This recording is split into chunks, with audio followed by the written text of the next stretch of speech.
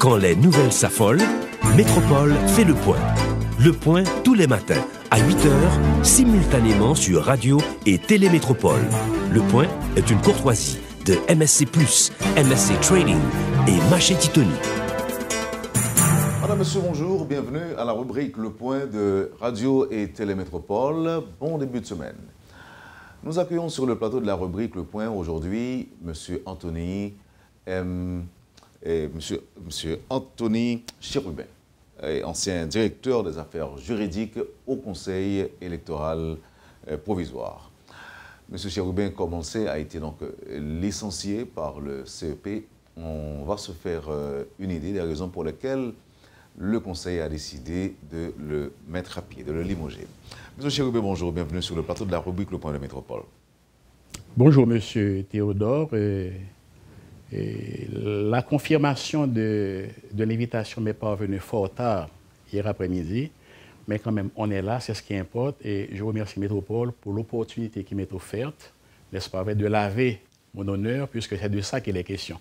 Et laissez-moi préciser au départ que je ne suis pas ici ce matin pour faire des personnalités, pour faire du voyer-monter, n'est-ce pas, comme on dit souvent, mais l'intervention sera de référence technique et apporter des éclairages pour que l'opinion puisse se faire une idée, n'est-ce pas vrai, du travail effectué par la direction des affaires juridiques au sein du Conseil électoral provisoire. Merci encore une fois de l'invitation. C'est une entité qui existe au CEP depuis la création du Conseil électoral. Il y a toujours cette entité? Oui, parce que, laissez-moi vous dire que mon travail, le travail de cette direction, c'est quoi? C'est de servir de conseil. Nous donnons des consultations chaque fois que la direction est requise de le faire sur des questions intéressantes, n'est-ce pas vrai, les contrats, etc. Mais c'est surtout... Est-ce qu'elle est formée essentiellement d'avocats ou... Ah, non. Nous avons présentement, alors quand j'étais là, une dizaine d'avocats qui travaillent. Nous avons un secrétariat, des greffiers, des huissiers, des messagers qui composent l'ensemble du personnel de l'institution, des affaires juridiques de l'institution électorale. Et normalement, vous supervisiez le travail qu'effectuaient les autres avocats en tant que directeur des affaires juridiques? Exactement. Mais laissez-moi préciser que je suis entré au CEP en 2002. J'ai connu près d'une dizaine de conseils. Sabala, d'Orsainville, Mathurin, tout ça, nous avons servi. Et en fait, on a servi l'institution pendant près de 13 années.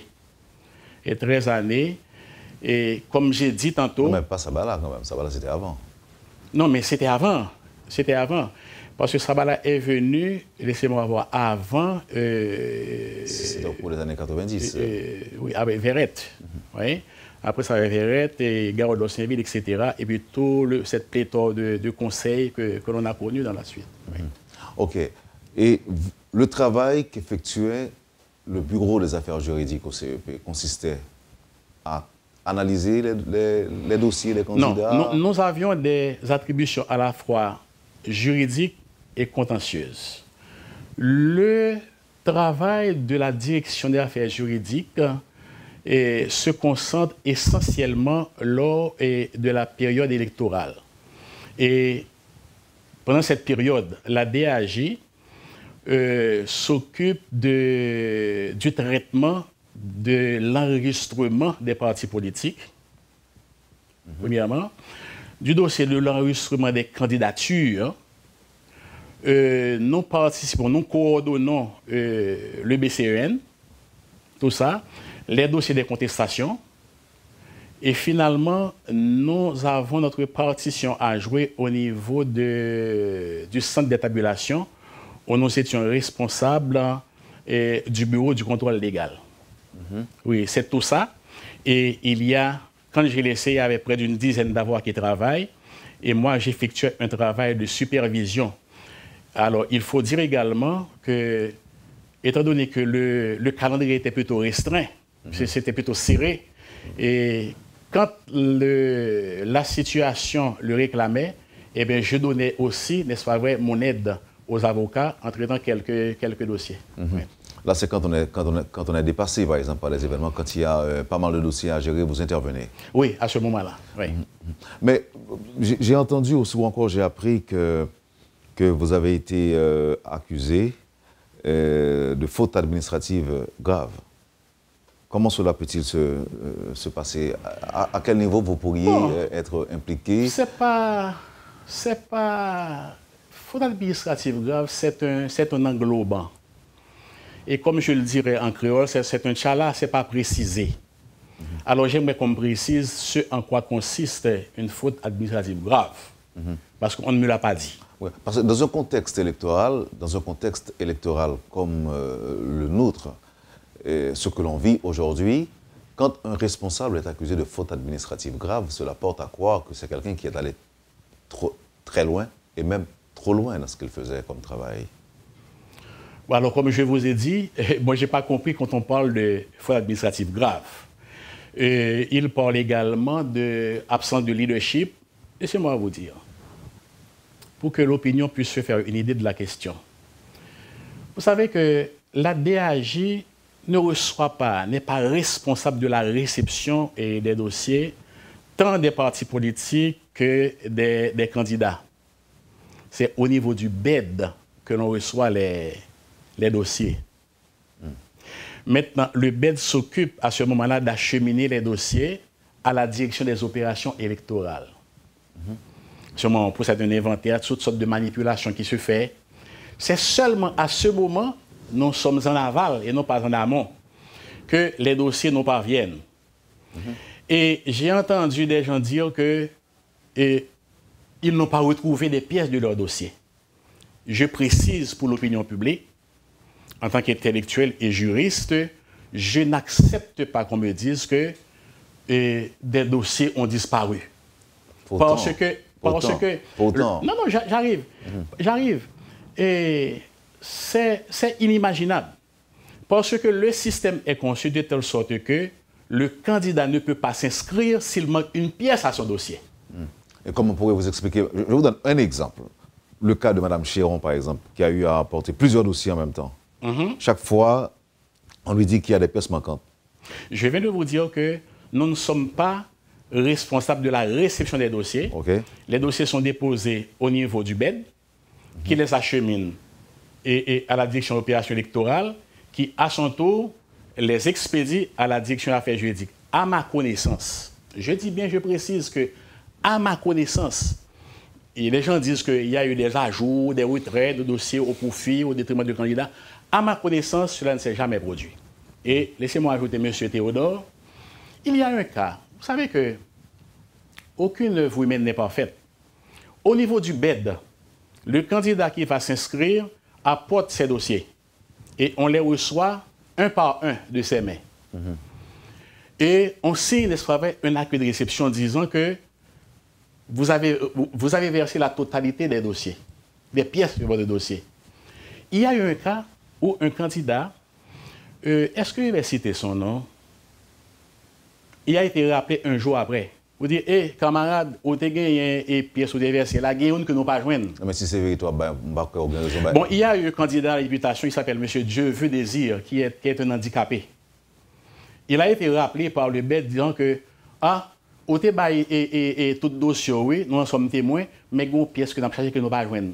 Est-ce que vous avez fait photocopie? Pour dire nous vite, parce que le cas contraire, il n'y a aucun problème. Et le candidat a apporté effectivement cette pièce qui a été versée à son dossier et un conseil électoral m'a demandé d'intervenir en sa faveur parce que ce n'était pas sa faute.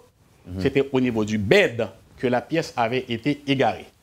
Et je précise encore une fois que, à ma connaissance, il n'y a pas eu de perte de dossier au niveau de ma direction. Ok, maintenant qu'on est là, nous avons comprendre.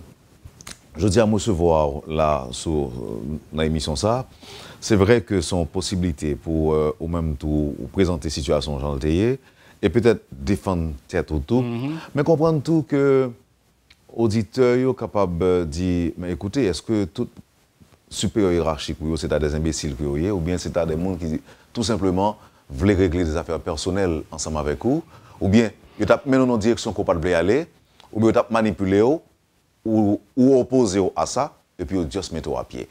Ils ont juste révoqué. Maintenant, nous avons une idée de vérité. Hein. Alors, version port là.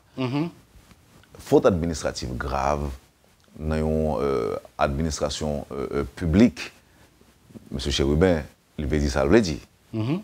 Et qui argument qu'apporte aujourd'hui pour. Évidemment, c'est pas ce qu'on vient de faire parce que nous avons besoin de comprendre tout. Nous avons besoin de connaître le traitement dossier candidat, comment ça passe dans le CEPA. Et pour que ça ait des gens qui perdent du document, ils n'ont pas perdu. Pour que ça ait des gens qui acceptent, ils n'ont pas accepté. Pour que ça ait des gens qui ont accepté sans décharge, après ça, ils disent qu'ils n'ont pas accepté l'autre qui n'a pas de décharge. C'est-à-dire que c'est un dossier qui est un peu complexe. Mais comme ou là, ou avez petit, ou avez madame, ou avez famille, ou avez amis, etc. Nous sommes capables d'avoir opportunité pour défendre tête ou en quelque sorte. En allez, qu'est-ce qui s'est passé? Comment la relation est entre nous et CEPA? La question est complexe. Non, on commence par la dernière, ça me pose là. Est-ce que tu as un petit problème personnel entre nous et les conseillers électoraux? Oui, absolument. L'ensemble du conseil? Pas l'ensemble du conseil. Un conseiller? Quelques-uns, n'est-ce pas vrai? Mais pas l'ensemble du conseil, absolument pas. Même qu'on ait des avocats dans le conseil là. Écoutez, il y a eu, lorsque l'ensemble des avocats, c'est pas M. Chérubin, ont fini d'effectuer le travail de traitement du dossier. Il y a des choses que le grand public ne sait pas. Les avocats, chaque avocat a devant lui un laptop. Il a un mot de passe pour accéder au système. Il traite son dossier, il sauvegarde la décision sur le système, il expédie, il imprime et puis il inscrit son nom au bas, n'est-ce pas vrai, de la feuille de décision. De telle sorte que le conseil sait pertinemment qui a traité tel dossier. On avait adopté une mesure disant qu'il ne faut pas divulguer le nom de tel avocat qui a traité tel dossier par mesure de sécurité. OK? Maintenant, au fur et à mesure que le travail avance, puisqu'on est relié par Internet, la direction exécutive, la présidence, alors, tout le monde, précisez, la présidence du CEP ou la présidence du CEP, okay, n'est-ce pas vrai, peut suivre l'avancée du travail parce qu'on est relié par réseau. Donc, je n'ai pas besoin maintenant d'avoir un rapport écrit parce qu'avant même que le travail soit terminé, ils sont déjà au courant. OK? Maintenant, vous avez parlé de rapports personnels. Oui, il y a eu des cas, il y a des frictions. Pourquoi? Je me rappelle. Qu'est-ce que vous avez fait pour... Je vais illustrer par 3 cas patents. Il y a le dossier Parent, un parti politique qui s'appelle Parent. J'avais reçu des instructions précises de hauts responsables de l'institution de ne pas accepter, n'est-ce pas vrai, un parti politique qui ne figure pas sur la liste actualisée du ministère. Ce qui est normal, non? Ce qui est normal. Si votre parti ne figure pas sur l'actualité du ministère, la chose a été débattue en public, en session plénière du Conseil, de ne pas accepter. Alors, ce qu'on ignorait, c'est que le méchant fait une œuvre qui le trompe. Il ne savait pas qu'ils avaient des amis se trouvant dans cette situation.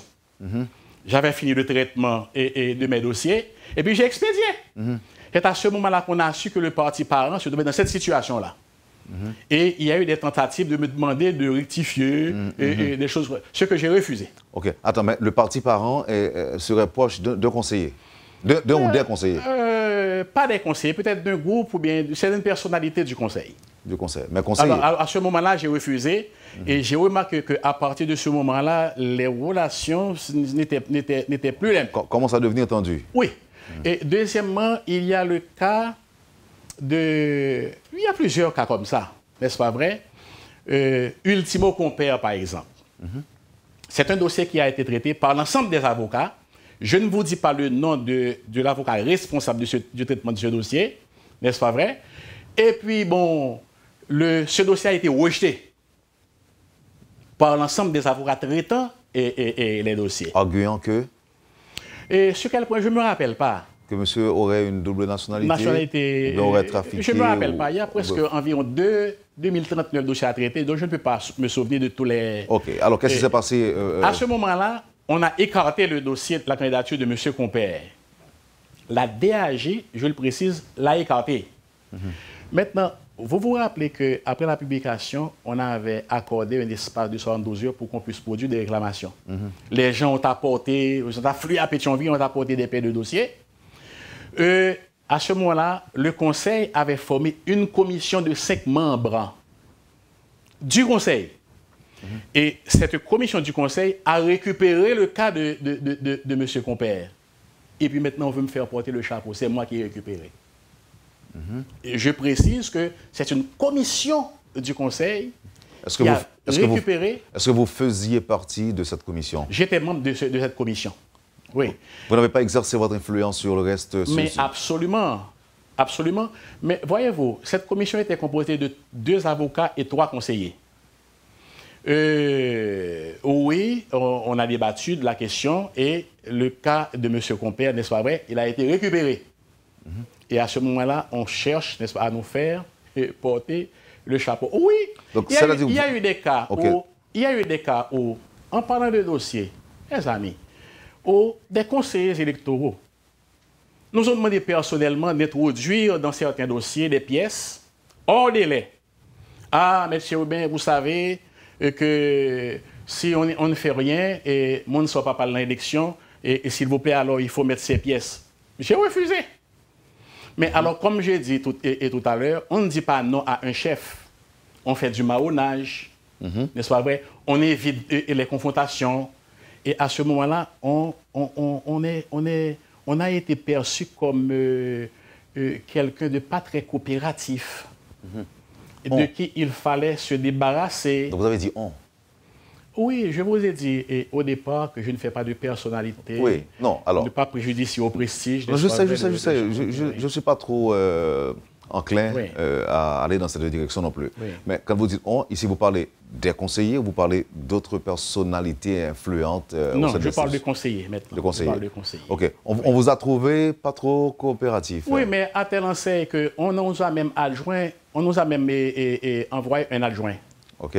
Qui devait dans la suite peut-être nous remplacer. Mais je ne sais pas. Mais les demandes ne soient maintenant... Donc, ça dit que ça n'allait pas. À un certain moment donné... Ça n'allait pas. Ça n'allait pas. Ça n'allait pas.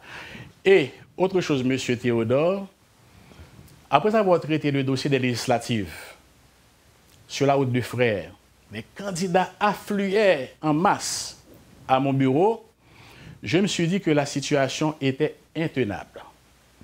J'ai pris la résolution, étant donné qu'on laissait le bureau 1h du matin, minuit, seul, sans encadrement, seul.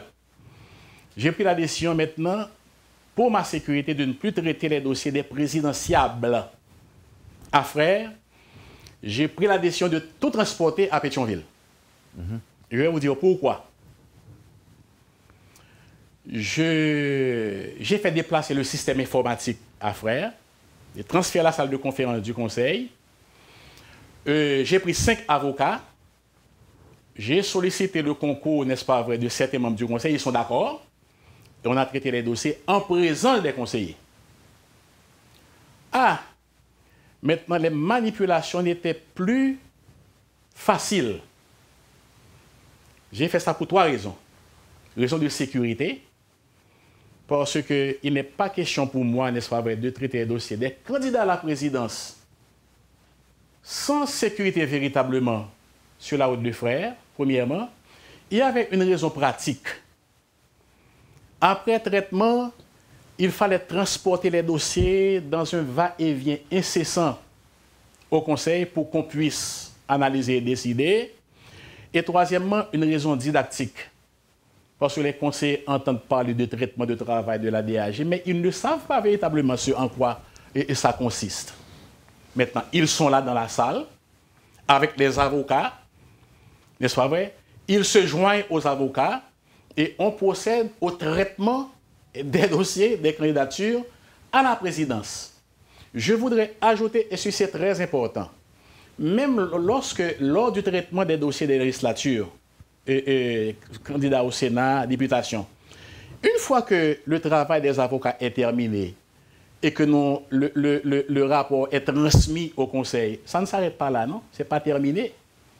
Les membres du Conseil ne sont pas des momies. À ce moment-là, ils interviennent. Il y a des gens qu'on a acceptés dans le système qui nous rejettent. Il y a des gens que nous rejetons qui nous repêchent. N'est-ce pas vrai? Et à ce moment-là, on évoque l'article 98 du Conseil qui dit que le Conseil est souverain, c'est à lui de décider. Je peux citer un cas. Il y a le cas, par exemple, de... Comment il s'appelle là? Celui-là qui fait beaucoup de bruit dans l'actualité. Comment s'appelle ce monsieur? C'est le candidat ou pas? C'était un candidat au Sénat que nous avons accepté. Vous avez dit qu'il fait beaucoup de bruit dans la presse? Oui, que nous avons accepté. Le nom va me revenir tout à l'heure. Et nous avons analysé son dossier. Il n'y a rien, n'est-ce pas vrai, qui soit contraire à l'article 90 de la loi électorale, qui n'a rien de contraire, n'est-ce pas vrai, à la tout court, mais qui a Paul, ça s'appelle Paul et... Villefranche? Non, pas Villefranche. Il s'appelle Paul et... Waouh. Bon, ok, on va revenir là-dessus. Maintenant, lors de la réunion avec la commission pour un travail de contrôle de qualité par le Conseil, à ma grande surprise et à ma grande stupéfaction, le cas de Paul et...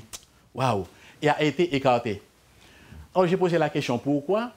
Il m'a semblé comprendre que c'était pour des raisons d'ordre moral.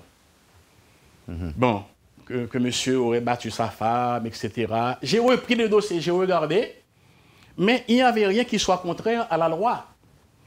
Alors, ce n'est pas que je sois pour envoyer des candidats à moralité douteuse au Parlement.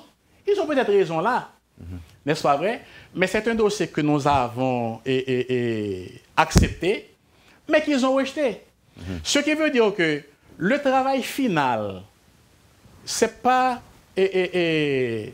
à la portée, n'est-ce pas vrai, du corps des avocats travaillant. Une fois que nous avons fait notre travail à nous, un travail de consultation, un travail technique que nous acheminons au Conseil, et à ce moment-là, il revient au Conseil maintenant alors je ne dis pas il revient, le Conseil décide. Donc c'est le Conseil qui a le dernier mot. Le dernier mot, définitivement. En toutes circonstances. Et personne ne dira le contraire. OK. Maintenant, on va revenir, Monsieur Chérubin, parce que là, j'ai noté le cas de 2 ou 3 candidats, par exemple. Et Ultimo Compère et ce Paul-là que vous avez évoqué, dont vous avez évoqué le nom. Il y a aussi un premier exemple. Donc, il semblerait aussi qu'on s'est servi de ces cas-là pour vous limoger. Oui, je pense, oui, Eh bien, effectivement. On va revenir là-dessus, mais ce sera tout de suite après la pause. OK? Vous suivez, madame, monsieur, la rubrique Le Point de Radio et Télémétropole. L'ancien directeur des affaires juridiques au CEP est notre invité ce matin. Merci de votre intérêt. C'est Anthony, c'est M. Chérubin qui est notre invité ce matin. On vous revient tout de suite après la pause.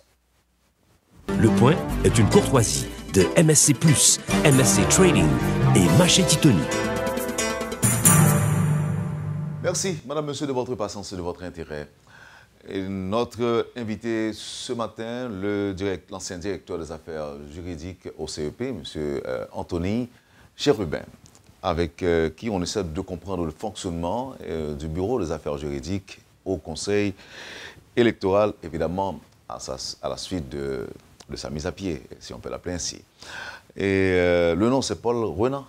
Oui, ce candidat dont on a traité le dossier et lequel dossier a été en tout point conforme, n'est-ce pas vrai, à l'article 90 du code électoral, il a été écarté. Et motif pris du fait que c'est un monsieur qui battait sa femme et effectivement la femme était venue, un de ces 4, au bureau avec des marques, n'est-ce pas vrai, et pour dire que, pour essayer d'écarter. Il dit, monsieur pas capable sénateur. Il n'est pas capable sénateur. Parce que monsieur compte battre. Parce qu'il compte battre. Ok, maintenant qui ça nous décide de ça? Nous dit, ok, nous prenons acte de doléance, madame, non? Non. Travail, direction, c'est un travail à caractère de juridique. Et il y a des décisions je dirais qu'il revient au Conseil. J'ai dit tantôt que lorsqu'on a fini de traiter les dossiers des candidatures, le travail est acheminé au Conseil, maintenant qui effectue un contrôle de qualité, qui peut prendre la décision d'écarter ou bien de repêcher un candidat. OK, maintenant, en centre question. Il y a 3 cas, il y a 3 problèmes qui posent. Et le dossier ça a été fin traité. Il y a des demandes qui sont faites à vous pour retourner sur décision que tu prends, n'est-ce pas? Ultimo compère. Oui, parce que quand on s'est rendu compte... Il y a l'affaire parent. Il y a l'affaire parent. Il y a l'affaire parent, il y a demandé pour... Il a fait une bonne première instruction, mais lorsque un conseiller qui réalisait que les gens proches pour frapper par décision, exactement. On a voulu nous faire revenir sur ce dossier. Mais heureusement, c'est une décision qui a été prise en public. Tous les membres du conseil étaient présents. On nous avait passé des ordres précis. Et un parti politique qui ne figure pas sur la liste actualisée du ministère doit être écarté. Okay. Et on est allé plus loin. On dit que même lorsque c'est le directeur général du ministère qui envoie une correspondance au bénéfice de tel ou tel parti, il faut le rejeter. Seule la signature du ministre, en ce cas-là, est valable. C'est public. OK. Donc, ou même, vous devez respecter ça, point ça. Oui, exactement. Et un contre-ordre, un contre qui vient passer. Oui, effectivement. OK. Donc, ça sont mauvaises notes qu'on prend. Oui, effectivement. On prend mauvaise note parce que la relation va commencer tendue. À partir de ce moment-là, la personne, le responsable du parti, qui ne le sait pas, n'est-ce pas vrai, il va me faire porter le chapeau. Tandis que ce n'est pas le cas. OK, ça c'est un premier exemple. Vous avez un deuxième cas, ultimo compère là. Oui, le cas compère, comme je vous ai dit. OK, nous comprenons. Donc ça va être deux. Il y a un mandat pour accepter monsieur, mais pour ne pas accepter. Non. On ne m'a pas demandé d'accepter. Et lorsque gagnons cas présent, lorsqu'on veut accuser son... on l'accuse de rage. On l'accuse de rage, n'est-ce pas vrai? Mais est-ce que vous avez des relations particulières avec... Absolument pas. Est-ce qu'on connaît monsieur? Absolument pas. Absolument pas. Est-ce que c'est vous-même qui t'a traité le dossier de la particulière? Non. Mais vous-même, vous avez une responsabilité en tant que directeur. De supervision, oui. De supervision. Le dossier a été traité, il a été rejeté. Par qui?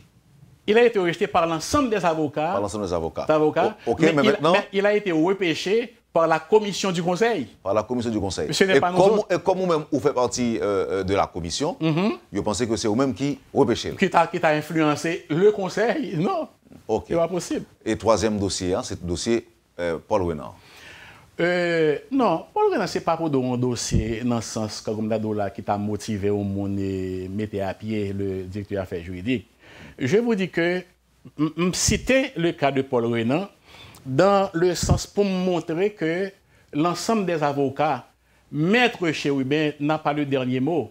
Okay. Voici que j'ai traité un dossier en tout point conforme qu'on a accepté, mais qu'ils ont rejeté. OK. Oui. Bon, là, jusque-là, nous avons parlé de législative. De dossier qui a rapport avec le Sénat. Et, exactement. OK. Pour question candidat à la présidence, vous n'avez pas d'entrée dans aucun dossier? Non. Du tout? Non. Ni dossier Titoni, ni dossier... Non. OK. Et dossier première dame, non? Vous pas travaillé sur lui? Est-ce que... Oui, je travaille sur le dossier première dame. Et puis? Je me garde de dire quel a été le résultat. Parce que son dossier est hautement politique? Non, ce n'est pas ça. Donc, c'est pour des mesures de sécurité. Il y a un avocat qui traite un dossier. Pas bien droit dit que mais qui décision, mais qui pas décision. Sécurité par ou bien sécurité... Sécurité par avocat avant tout. OK. Mais on pense que l'avocat a agi bien, selon la loi? Je pense ça jusqu'à présent, oui. OK. Je dis là que pour des dossiers d'État, si vous voulez, ils mettent sur côté, ils évoquent. Qui va fonctionner? Est-ce que vous avez sauté? Est-ce que vous sentez bien ou même? Ah, évidemment, laissez-moi dire ça en créole, je m'attends à quelques shoots. Non, même quelques jours, je me pose la question en créole. Comment? Quelques jours, je me pose la question en créole. Je m'attends et m'attends à des... Après, je vois quelques shoots. Et puis, un bagage comme on est capable de faire, c'est veiller, faire bombe de balle. Mais moi-même, pas d'intention cachée. J'habite Delma 69. Là, et tout le monde connaît. N'est-ce pas vrai? Mais m'attends moi en quelque sorte à des réactions. Maintenant, on prend le conseil électoral dans la globalité, je dis là. Et en tant que monde qui était dans l'institution, je dis là, et il y a plus l'accusation. Ok, CEP accuse de faute administrative grave, mais il y a des critiques tout contre le conseil électoral, là, M. Cherubin. Est-ce que vous croyez que CEP est capable d'organiser des élections vraiment crédibles, honnêtes et impartiales? On dit sur 3 mots. L'autre là, on quitte l'autre. On ne peut pas parler de transparente, inclusive, etc. On dit crédible, honnête et impartial. Est-ce que vous croyez dans ça? Monsieur Théodore, je ne suis pas analyste politique, je ne suis que modeste avocat qui a prêté son service pendant 13 ans à une institution électorale. Vous avez dit que c'est technique l'affaire? Ok, on est technique. Vous voyez, actuellement, je me prononce en tant que citoyen, un simple citoyen. Actuellement, quand j'analyse la situation en tant qu'observateur extérieur avisé, je crois que le Conseil est en train de lâcher du lest. Il prend des mesures pour pouvoir rester en selle. Est-ce que je dois me répéter? Oui. On est en train de lâcher du lest, prendre des mesures pour satisfaire certains et pouvoir rester en selle. La question que je me pose en tant que technicien, pourquoi c'est maintenant qu'on doit se rendre compte que tel candidat n'avait pas satisfait à tel prérequis? Pourquoi c'est maintenant qu'il faut écarter? Suite à la pression de certains secteurs. Et si ce secteur n'avait pas exercé cette pression, qu'en serait-il advenu de ces gens qu'on a maintenant écartés? Serait passé comme une lettre à la poste? N'est-ce pas vrai? Cette analyse, de technicien, est-ce que c'est seulement maintenant qu'on se rend compte? Heureusement maintenant que je ne suis pas là, on ne peut pas, n'est-ce pas vrai, me faire encore une fois porter le chapeau. Pourquoi c'est maintenant qu'on doit s'apercevoir que tel monde doit être écarté? On n'avait pas vu avant. Mais simplement, c'est pour lâcher du lest et pouvoir rester en selle et avancer.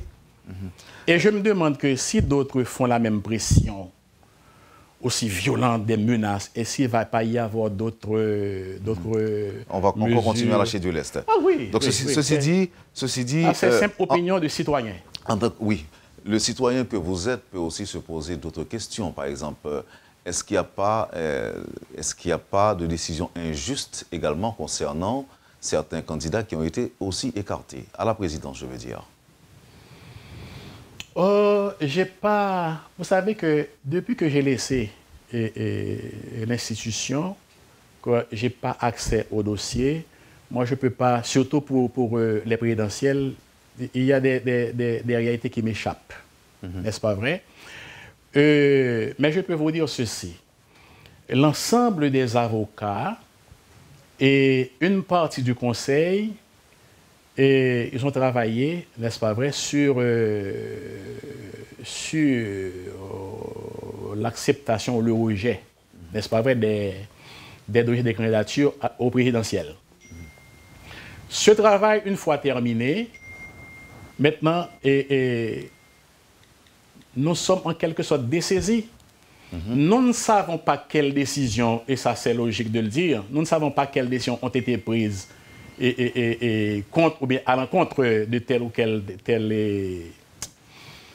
candidat à son dossier. Nous ne savons pas. Nous ne pouvons pas nous prononcer effectivement là-dessus. Il y a un auditeur qui me pose une question pour lui rapidement, et même s'il n'y a pas un rapport direct avec le problème. Il dit, qui ça la loi prévoit le cas où un contestataire pas paraître dans un dossier, il va paraître dans BCED ou bien BCEN pour appuyer accusation contre un candidat? Qui ça la loi prévoit dans ça?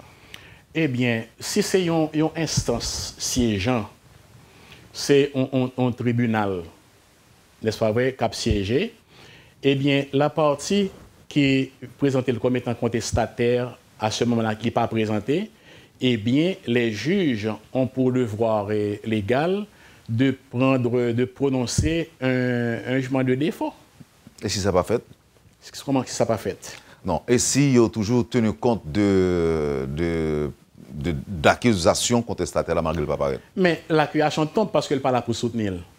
Il n'est pas là pour soutenir son accusation. On n'est pas capable, comme si on devait contester au monde et puis des motifs à l'appui pour ne pas présenter. N'est-ce pas vrai? À ce moment-là, et la motivation elle est tombée. Son candidat me pose une question ça là. Moi, je me suis dit en moi, donc tellement que les gars sont contents de répondre. Bon, en tout cas. Oui. Bon, je dis à là. Et nous tous, quand même, nous avons que le pays est marché dans le pays normal. Et que il y a de bonnes élections qui fait là-dedans. Et si je comprends la réponse au bon moyen il y a quelques instants, c'est que Bagay pas passé trop bien. Parce que le CEP lâche du lest. Et pour que les pas fourvoyer tête li pour permettre que les rester en selle là m'a essayé reprendre mais monsieur Chérubin et qui sont que de fait je dis d'abord même pour que nous pays aller vers de qui ça que nous avons fait qui ça que de fait pour que nous aller vers de bonnes élections. Bon moi-même je souhaite ardemment que les élections aient lieu parce que s'il pas la fait c'est une catastrophe pour le pays. Et je parle en citoyen et patriote. Et nous avons souhaité que toutes les mesures soient prises à tous les niveaux, redresser la barre, et puis arrêter les chicanes. Moi, je ne suis qu'un modeste individu. Ou décider de vous m'aller, quoi que je prenne une décision avant pour m'aller et pour porter mon courrier en venir prendre le vent pour faire comprendre que... Et vous savez que dans cette société haïtienne, la perception parfois est beaucoup plus forte que la réalité. Ceci dit, vous étiez sur le point de remettre votre démission. C'est ce que je vous ai dit. J'ai annoncé ça en public, à la réunion des cadres, des directeurs. Et le lendemain, on a, à ma grande surprise, j'ai reçu cette lettre de mise à pied. Ouais. Avec comme motif? Bon, qu'est-ce qu'ils ont dit encore? Absent de leadership, parce que j'ai pris les dossiers pour les traiter à frère. Quoi d'autre? Quel dossier vous avez pris pour aller traiter? Les dossiers des candidats à la présidence. Qui étaient à frère. Qui étaient à frère, pas les traiter. Ah, c'est une lourde responsabilité, hein? Parce que moi, ça me prend dans le Sénat avec députés, pas les traiter en bas, maltraiter en haut, en présence sous le regard avisé des conseillers. Des conseillers. Donc, vous dites, vous manquez de leadership. Manquer de leadership pour ça, parce que c'est mon responsabilité. Est-ce que c'est de ça que vous reprochez? Il y a de ça aussi dans la lettre. Absent de leadership. Non, mais est-ce que ce n'est pas vous-même qui interprétez l'absence de leadership là? Peut-être. Ensuite, gagner et bagaille qu'on toujours dit moi, c'est que travail qu'on fait, la responsabilité qu'on gagne là, sont responsabilités qui demandent pour couper tête. Parce que vous ne voulez pas révoquer, vous ne voulez pas faire cela, et que vous comportez un bon garçon. Au travail, ça a demandé pour couper tête. Ce que je n'ai jamais fait. Et à ce moment-là... Non, mais laisse ça, est-ce que pas un problème de leadership, effectivement? Si vous avez des employés qui ne peuvent pas faire rien, on va révoquer. Non, écoutez. Vous savez qu'au niveau de l'institution électorale, tout le monde peut vous le dire, il y a un problème d'encadrement. Monsieur Théodore, lorsque vous avez un cadre, un ancien cadre, qui est ou bien défaillant, votre rôle de leader responsable, c'est n'est-ce pas vrai, c'est d'encadrer. Il parle des séminaires, n'est-ce pas vrai, de formation, etc. Savez-vous qu'en 13 ans de service, tout séminaire fait à l'étranger, que ce soit au Venezuela, au Mexico, je ne suis pas jamais allé dans non? Et ce sont surtout des conseils, et ce sont les mêmes personnes. Oui, mais ça dépend s'il parle dans le domaine. On parle de contentieux électoral, n'est-ce pas vrai? Il y a une question de per diem, de voyage, etc. Et moi-même, j'ai élevé la voix pour dire, écoutez, on est responsable du contentieux électoral ici, on est avocat, responsable des affaires juridiques, d'où vient que ce sont toujours les mêmes personnes qui partent. Et le plus souvent, des conseillers, etc., qui s'en vont pour aller serrer la main, tandis qu'on parle de contentieux électoral que dans certains pays de l'Amérique latine, et moi, je ne suis jamais de la partie. Quand vous reprochez... Est-ce que ça veut dire, par exemple, vous avez un traitement qui était mieux sous ancien conseil électoral que nous avons gagné? Non, je ne le dis pas. Ce n'est pas le problème. C'est que quand on vous dit... J'étais en train de vous dire que lorsque vous dites que vous accusez de manque de leadership, pas vrai? À ce moment-là, ce n'est pas un nouveau venu. C'est un cadre ancien. Okay. À ce moment-là, vous l'assistez, vous l'encadrez. Comment étaient les rapports? Ou bien, excusez-moi, ou bien, si vous voulez, sur la base de rumeurs, en tant que leader responsable, vous prenez des mesures conservatoires. Capable de mettre mon nom en mesure de suspension temporaire. Peut-être sans sol. Vous enquêtez. Maintenant, s'il s'avérerait vrai que, et ça dit assez vrai, qu'on est capable de prendre des mesures expéditives. Mais on n'est pas capable de comme ça, puis brusquement, et puis... Non, mais on t'a annoncé des missions avant, quand même. Oui, je l'avais annoncé parce que c'est une décision personnelle. Monsieur Chérubin, Yeah. comment étaient les rapports entre vous et Gaillot d'Orsainville? Je dirais que M. d'Orsainville, c'était un... Comment dois-je dire ça? C'était un humaniste qui, n'est-ce pas vrai, s'inquiétait de la situation des humbles. Il faisait appel à celui-ci ou bien à celui-là quand il était sollicité, n'est-ce pas vrai, et qui, disons, à ma connaissance, faisait preuve d'ouverture d'esprit lorsque quelqu'un était dans le besoin et faisait appel à lui. Donc, en ce sens-là, moi-même, je considère Gaillot d'Orsainville comme étant un homme, un leader, et puis qui s'intéressait aux autres. Maintenant, pour ce qui concerne les questions de l'autre bagaille, je ne m'intéresse pas. Alors que dans l'opinion, il n'était pas en odeur de sainteté quand même. Je vous ai dit tout à l'heure, tout au début, que je ne suis pas là pour... oui, pour faire du voyer monter, entre guillemets. Pour monter et faire du voyer monter, faire des personnalités. Vous avez remarqué que je ne parle pas de citer nos mondes à cette émission. Oui, je ne vais pas demander ça non plus. Oui. Mais quand on est là, on a un problème, nous avons des choses qu'on a besoin de comprendre. Parce que, ouais, l'émission ça n'a fait là, on garantit en pile parti politique, en pile candidat. Bien sûr, bien sûr. Et absolument. Vous avez comprendre plus bien qui côté au garde avec l'élection. Est-ce que l'élection pas le fait? Est-ce qu'il y a effectivement crédible et impartial? Bon, honnête. Mais ça, comme nous avons suivre, mais ça, nous avons connaître jeudi là. Parce que si je bien comprendre, exposé là, c'est que cela ne va pas dans les rapports. Il y a une manipulation, il y a une ficelle qui a tiré quelque part, effectivement. Maintenant, dis-nous, est-ce que d'après vous-même, parti politique à candidat à doué tranquille? Monsieur Théodore, je viens de vous dire que moi-même, je ne suis pas analyste politique. Je suis un modeste technicien. Mais les leaders des partis politiques, comme vous autres, comme vous-même, vous avez l'instinct, vous devriez vous y fier. Je n'ai pas bien compris. Vous pouvez répondre pour moi, s'il vous plaît? Les leaders de parti et... Ils m'ont posé la question, savoir quelle est mon opinion, est-ce que cela va se faire? Oui. Moi, je vous ai répondu que je ne suis pas analyste politique, je ne suis que modeste technicien. N'est-ce pas vrai? Que les responsables des partis politiques, aussi bien que vous-même, vous avez l'instinct, vous devriez vous y fier. Donc? Je ne peux pas vous dire moi-même, me poser sur la question, fiez-vous à votre instinct, est-ce que cela va se faire ou pas? Mais pour ce qui me concerne, je souhaite que cela se fasse, que les élections aient lieu. OK, avec le CEP, avec ce CEP. Mais on n'a pas le choix. OK. Dis-nous qui gens ont apprécié la question de décharge telle qu'elle a été traitée par le CEP. Monsieur Théodore, je suis un avocat militant, esclave de la loi. Le texte s'impose à moi. Je ne peux pas le renier sans risquer d'être jugé par la postérité et par l'ensemble de la corporation des avocats qui me regardent en ce moment.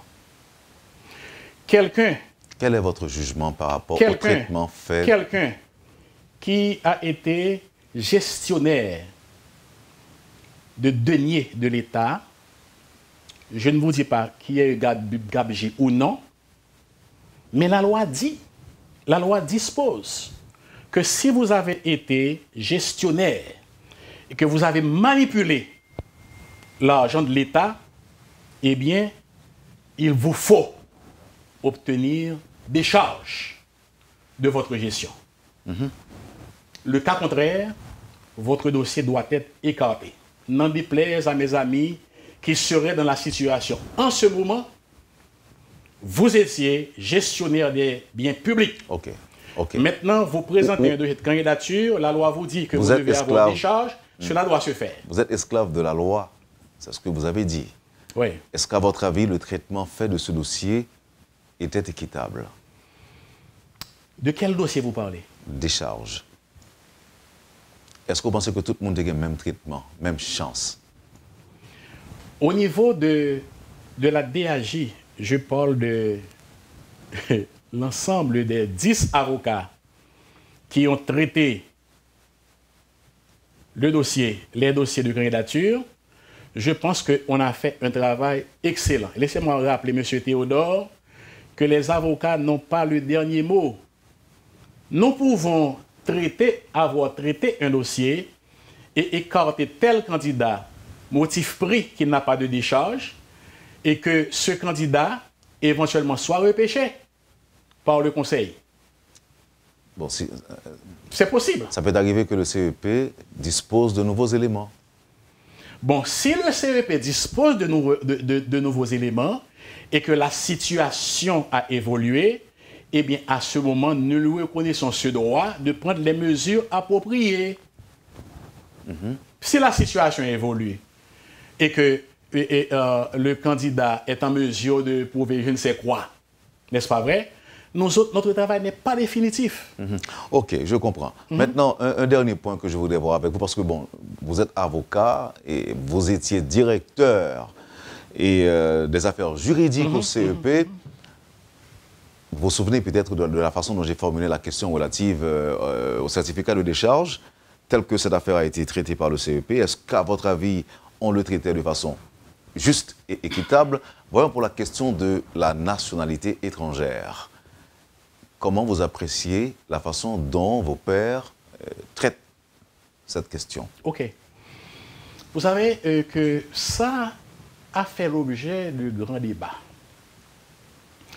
Il y a des institutions du pays qui sont défaillantes et le service de l'immigration et de l'immigration, lors de l'analyse du traitement des dossiers, n'ont pas acheminé les certificats de nationalité pour l'ensemble des candidats. Vous me suivez? La commission est chargée d'analyser les dossiers des candidatures rejetées, a pris la décision. Étant donné que ces candidats ne sont pas responsables, on a décidé que tous les candidats... Alors, je devais, si vous me permettez, consulter l'article petit d. Je ne vais pas dire des choses qui ne soient pas... exact. L'article 90, alinéa petit d. Laissez-moi voir. OK, petit d, c'est exact. Alors, je donne lecture. Un certificat, pour être recevable, le dossier de déclaration de candidature à tous les postes électifs doit, par ailleurs, être muni des pièces suivantes. Petit d, un certificat émanant du service de l'immigration et de l'immigration attestant que le candidat n'a pas de nationalité étrangère. Article 90, alinéa petit d. C'est-à-dire que au monde qui présente ça seulement, s'il présente papier ça, pour que ça n'ont pas accepté, pour que ça ne pas accepter la candidature. Non, écoutez, on a pris la décision, la commission a pris la décision de ne pas considérer cet alinéa. Ce qui base. Je vous retourne la question. Parce que les gens ne sont pas responsables du fait qu'ils ont soumis la demande au service de l'immigration et que ce service n'a pas acheminé à temps au Conseil et les certificats de nationalité. Donc, commission n'a pas tenu compte de... Il n'a pas tenu compte de lui. On va répondre à la question, non, ce qui base, on retourne à la question, Vito. Oui, la commission... Vous savez que... Qui sont, en tant que monde qui a dit, non. Bon. Ok, allez. Ok. Gagner un dilemme. J'ai eu l'impression quelquefois que le Conseil substitue autorité à celle de la loi. Il y a eu un cas patent où un conseiller électoral a été récusé par un avocat lors d'une séance d'audition du BCEN. Et puis, bien étonné, tandis que conseiller qui était juge électoral, il a siégé, il dit que moi, je ne peux pas aller parce qu'il faut que le conseil statue d'abord. Et il y a récusé dans le tribunal. Le conseil n'a pas autorité. Donc ça veut dire que le conseil là... Une fois que le récusé, c'est fini. Donc ça veut dire que le conseil là t'a comporté en tout puissant. Et quelquefois, on se place au-dessus de la loi. Au-dessus de la loi. Quelquefois, oui. Oh, ok. Bon, posons une dernière question. Qu'est-ce que vous pensez ou même de théorie de formalité impossible? Ça, c'est une notion qui vient, je ne pas dire pas exister avant, non, mais qui était peut-être enveilleuse, mais qu'on vient de réveiller, n'est-ce pas, pour justifier situation monde qui trouvait dans tel ou tel cas. Maintenant, comment voulez-vous? Si vous êtes responsable pour faire un bagage, ou pas faire, c'est vous qui êtes responsable pour te faire. Et il y a un principe en droit qui dit que nul ne peut bénéficier de ses propres turpitudes. Ou pas faire. Maintenant, on n'a pas qu'à évoquer. C'est mon opinion là-dessus. Donc ça veut dire que théorie, ça doit appliquer pour une série de monde, mais pas qu'à appliquer pour tout le monde. Ou pas, non. Je ne pas qu'à dire... non, mais c'est ça, on dit, oui. Non. Sur faire du parti pris. On dit que nul ne peut profiter de ses propres erreurs. C'est pas ce que j'ai dit. Et moi-même, pas aimer évocation théorie ça là. Ben justement, si vous parlez de évocation là, ça veut dire que l'autre côté est d'accord avec elle. Non, je ne suis pas d'accord avec elle. Parce que, écoutez... Mais écoutez, bon, je bagaille, cher maître. Moi, juste à répéter ça dit. Nul ne peut profiter de ses propres turpitudes. Bon, je dit erreur tout à l'heure. De ses propres erreurs, voilà. Ok. On dit les deux. Ok. Nul ne peut profiter de ses propres erreurs. Ça t'a dit que, d'un côté, on est d'accord que vous appliquez théorie de formalité impossible, mais ou pas d'accord là. Non, écoutez, il est question de barrage de nationalité. Pas seulement ça. Et que une instance... Pas les mêmes seulement, il y a l'autre côté encore. On allait? Question de décharge, par exemple. Question de décharge, par exemple. Je suis d'accord avec vous. Maintenant, pas oublier quelle est ma position là-dessus. On citoyen et que on est gestionnaire des deniers publics et que qu'on y a là, on vient candidat. Mais à ce moment-là, et la loi dit, mais qui ça la loi a demandé? Et texte là-dedans, dans l'article 20, en fin de course, que sûrement qu'il y a un seul dans pièce, dossier réputé irrecevable. Maintenant, pour revenir à nos moutons, quand on était bien, ce n'est pas que me dit que les valable pour eux, n'est pas valable pour l'autre, il est valable pour tout le monde. La loi est une pour tous. Ok. Et si, par exemple, qui est-ce pour qui peut évoquer? Je ne peux pas bénéficier de lui, qu'on y a là, et puis me font l'autre bagage. Non. La loi, il y a une caractéristique, la loi, c'est que l'est générale et l'est applicable à tous, d'après les théories générales du droit. Je ne peux pas faire pour ne pas faire pour l'autre. N'est-ce pas vrai? Mais moi, je dis que si, d'après la décision de cette commission, si par exemple, il y a une action qui est défaillante et qu'on n'est pas capable de faire ou pas capable de rendre victime. C'est pourquoi on avait décidé de sursoir sur le petit D et le problème ne s'est plus posé. Ok. Yeah. Maintenant, après l'émission, est-ce que vous sentez que vous parlez de la caillou avec conscience ou tranquille et vous sentez que vous dit, même si ce n'est pas tout, mais en pile dans ça, vous souhaitez dire pour faire opinion ou pour faire public l'autre idée de vous-même après information que CEP a fait passer sur vous. Et ça m'a dit là, c'est pour un baron, non? Tout le monde connaît que... Maintenant, on va besoin d'une émission. Attendez, M. Théodore, nous, administration... Vous dire non, pas venir parce que ça, on va le dire là, tout le monde connaît déjà. Attendez, est-ce qu'on peut relever toute parole en pile qu'a fait me parler? Oui. Vous décidez finalement de parler? Je ne vais jamais parler. Je ne suis pas un monde comme si je qui aime prendre la parole dans la presse féroël. Mais trop, c'est trop. Ou pas capable de prendre un citoyen comme si pour voulait assassiner le debout comme ça. Donc ça c'est CEP qui voulait assassiner. Hey. Mais est-ce que vous avez un problème avec tout conseil là? Non.